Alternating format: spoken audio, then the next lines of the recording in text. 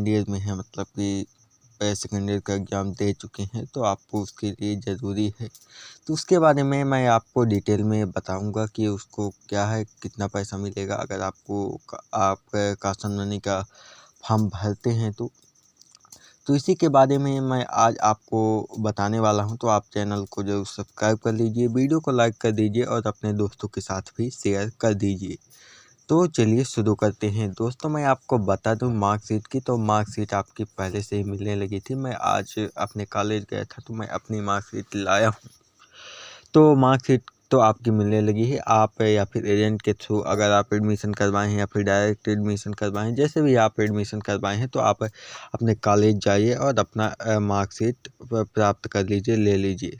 और अगर आप जैसे कि अगर आप इस 2024-25 में आप सेकंड ईयर में हैं, तब तो आपको फर्स्ट ईयर की मिलेगी। मतलब कि जो लोग 2024 में आप अपना सेकंड ईयर का एग्ज़ाम दे चुके हैं और कुछ दूसरा कोर्स कर रहे हैं या फिर कुछ भी दूसरा कर रहे हैं, मतलब कि अब वो लोग डीएलएड नहीं कर पा रहे हैं, उनकी डीएलएड कंप्लीट हो चुकी है, सेकंड ईयर के एग्ज़ाम दे चुके हैं, तो उनके लिए उनकी जो सेकंड ईयर की मार्कशीट है, जैसे कि यहाँ पर आप देख सकते हैं मेरी सेकंड ईयर की मार्कशीट है 2024, यहाँ पर जुलाई 2024।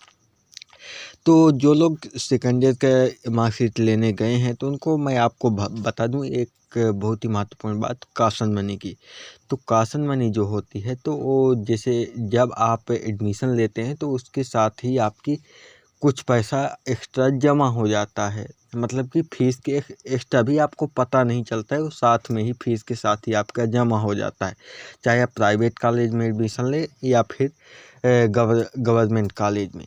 तो कुछ जो पैसा है वो फिक्स होता है कि इतना आपको देना ही पड़ेगा। अगर आप जैसे आपने एडमिशन लिया, उसके बाद आपने 1 महीने बाद अपना एडमिशन कैंसिल कर देते हैं, तो आपको आपकी फ़ीस तो वापस हो जाएगी, लेकिन पूरी फ़ीस वापस नहीं होगी। जैसे कि मैं आपको अगर प्राइवेट कॉलेज की बात बताऊं, तो प्राइवेट कॉलेज में आपकी कम से कम लगभग 10,000 या फिर 5,000 अपने कॉलेज के अनुसार होती, तो 10 या 5,000 लगभग, शायद 5,000 ही तो आपका फिक्स होता है कि इतना आपको वापस नहीं लौटेगा, बाकी फ़ीस आपकी वापस हो जाएगी अगर आप एडमिशन कैंसिल करते हैं।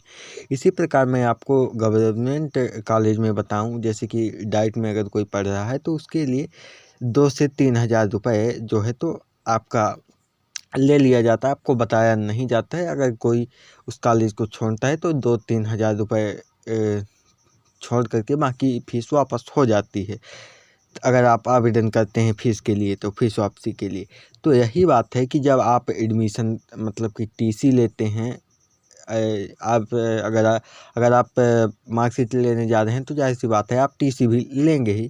तो जब आप टीसी लेंगे तो आपके साथ ही उसको कॉशन मनी का आपको फॉर्म भर देना है, क्योंकि अधिकतर कॉलेज वाले इसके बारे में बताते ही नहीं हैं। तो जैसे अगर स्टूडेंट फॉर्म नहीं भरेगा तो उनके पास ही रह जाएगी, इसीलिए अधिकतर कॉलेज वाले इसके बारे में बताते ही नहीं हैं। तो आप इसके बारे में ज़रूर उनसे बोलिए कि मुझे कॉशन मनी चाहिए जो मुझे लगी थी एडमिशन के टाइम पर। तो आपको वो या फिर फार्म देंगे या आवेदन लिखने के बोलेंगे कॉशन मनी के लिए। तो आप कुछ जो भी कहेंगे तो आप लिख कर के आवेदन और वहाँ पर विषय में डाल दीजिएगा कि मुझे कॉशन मनी चाहिए, तो आप दे दीजिएगा। तो आपको जितनी भी उस कॉलेज की होगी तो वो दे देंगे कॉशन मनी। संभवतः जो है तो प्राइवेट कॉलेज में 5,000 और गवर्नमेंट कॉलेज में 2 से 3,000 रुपये। ठीक। तो आप कॉशन मनी की जो बात है, तो आप ज़रूर से ज़रूर भर दीजिएगा फॉर्म या फिर एप्लीकेशन दे दीजिएगा, जो भी है तो आप ज़रूर दे दीजिएगा। इससे आपको लगभग बहुत फ़ायदा होने वाला है। लगभग प्राइवेट में है तो 5,000 तक आपको वापस हो सकता है, इसलिए आप ज़रूर से ज़रूर फॉर्म भर दीजिए।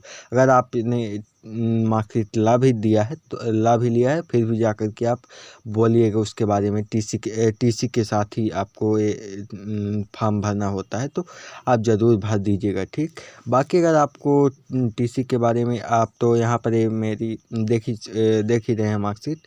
टीसी भी अगर आप लेना चाहते हैं तो ले सकते हैं। टीसी भी आपको लेना ही पड़ेगा अगर आप सेकंड ईयर का एग्ज़ाम दे चुके हैं, पास हो चुके हैं, तो आप ले लीजिएगा टीसी वगैरह भी।